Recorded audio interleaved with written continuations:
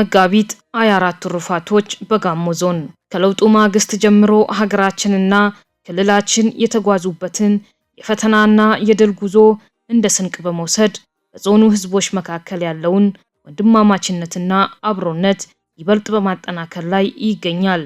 ለውጡን ተከትሎ የደቡብ ኢትዮጵያ ክልል በአዲስ መዋቅር መደራጀቱ በጋሞ ዞን ህዝቦች ዘንድ ይነሳ የነበረውን የዘመናት የልማትና የመልካም አስተዳደር ጥያቄዎች ምላሽ እንዲያገኙ በማድረግ ታሪካዊ ክስተት ሆኗል።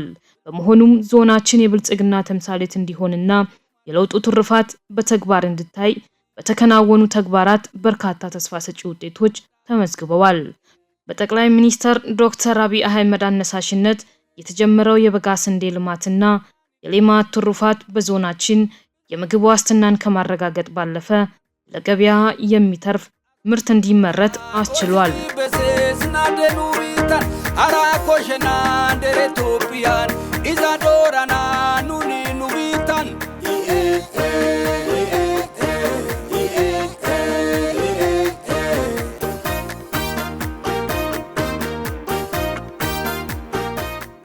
ትምህርት ለትውልድ በሚል መሪ ቃል የትምህርት ቤቶች እድሳት፣ የጤና ተቋማት ጥራትና የቴክኖሎጂ ሽግግር ስራዎች በልዩ ትኩረት እየተከናወኑ ነው። በአትክልትና ፍራፍሬ፣ በእንስሳት ሀብትና በንብ እርባታ የተመዘገቡ ስኬቶች ወደ እያንዳንዱ አባወራ እንዲወርዱ በማድረግ የኑሮ ውድነትን ለማረጋጋት በትኩረት ተሰርቷል፣ እየተሰራም ይገኛል።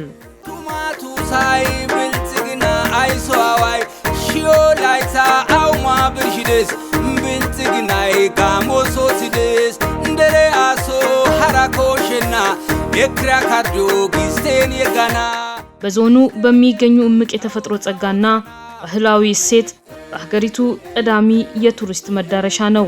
የአርባ ምንጭ ከተማና የአካባቢው መዳረሻዎች በብሔራዊ ፓርኮችና ባህላዊ እሴቶቻችንን በማልማት ቱሪዝምን የኢኮኖሚ አቅም ለማድረግ እየተጋ ይገኛል። በከተሞች የተጀመረው የኮሪደር ልማት የከተሞችን ገጽታ ከመቀየር ባለፈ ለንግድ ኢንቨስትመንት ምቹ ሁኔታን እየፈጠረ ይገኛል።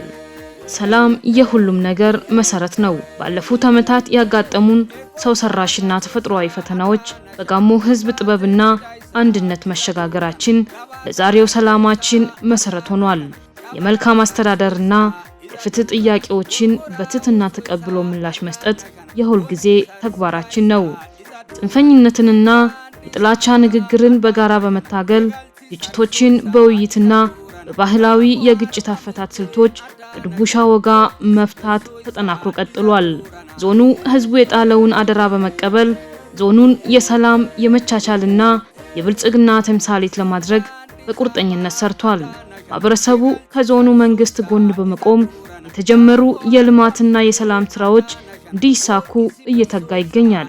ለተከበረችና ለበለጸገች ኢትዮጵያ ብልጽግናን ይምረጡ። ኢትዮጵያን ወደ ተምሳሌት ሀገር ከብልጽግና ጋር ዶሪቴ አሶ ኡባይ እንተ ዶሪቴ ኦቲዲ በሲዛካኦ እንተ ዶሪቴ ኤሪዲ አይሲዛካኦ አሶ ዶሪቴ አላታይ ጊስተኮ ኢዛዶ የጊቴ ጊስቴዶ የጊዲ ካኦ ካኦቲቴ ዶሪቴ